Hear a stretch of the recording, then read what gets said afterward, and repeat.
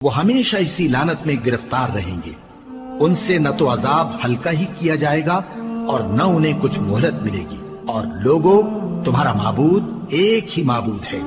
اس بڑے مہربان اور رحم والے کے سوا کوئی عبادت کے لائق نہیں۔ بے شک آسمانوں اور زمین کے پیدا کرنے میں اور رات اور دن کے ایک دوسرے کے پیچھے آنے جانے میں اور کشتیوں اور جہازوں میں جو سمندر میں لوگوں کے فائدے کے لیے رواں ہیں، اور میں جس کو اللہ آسمان سے برساتا اور اس سے زمین کو اس کے مردہ ہو جانے کے بعد زندہ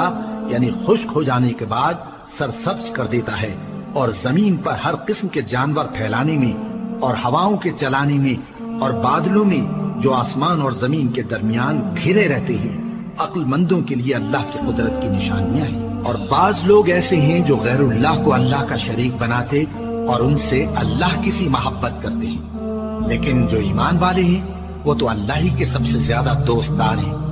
اور اے کاش ظالم لوگ جو بات عذاب کے وقت دیکھیں گے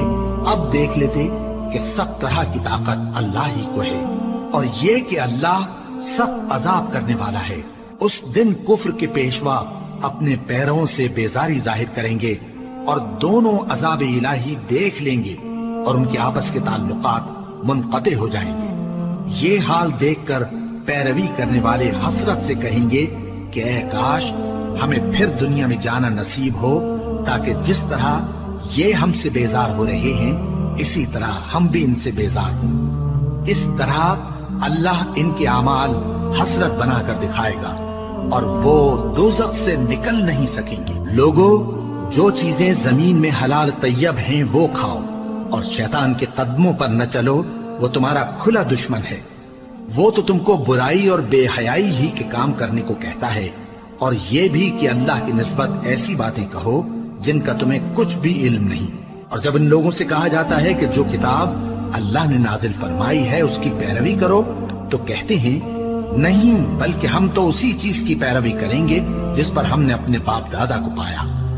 بھلا اگرچہ ان کے باپ دادا نہ کچھ سمجھتے ہوں اور نہ سیدھے رستے پر ہوں، تب بھی وہ انہی کی تقلید کیے جائیں گے۔ جو لوگ کافر ہیں ان کی مثال اس شخص کی سی ہے جو کسی ایسی چیز کو آواز دے جو پکار اور آواز کے سوا